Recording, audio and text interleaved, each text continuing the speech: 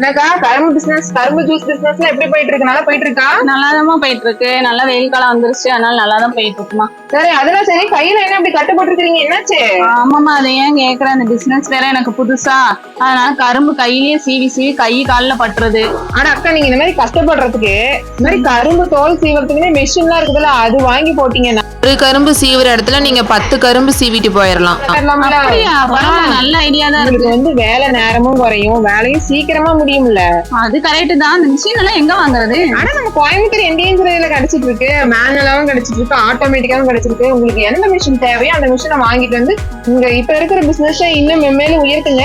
Correct தான்மா, நல்ல ஐடியாவா இருக்கு. கஸ்டமரும் வந்து வெயிட் பண்றாங்க. நம்ம பேசாம நீ சொல்ற மாதிரி மிஷின் வாங்கிட்டோம்னா இன்னும் பிசினஸ் நல்லா டெவலப் பண்ணலாம். சரி வா, போய் உடனே வாங்கிட்டு வந்துருவோம். உடனே நம்ம என்டிஎன்ஸ் கம்பெனிக்கு போயிட்டு கரும்பு தோல் உரிக்கிற மிஷினை வாங்கிட்டு வந்துருவோம். கண்டிப்பா வா போலாம்.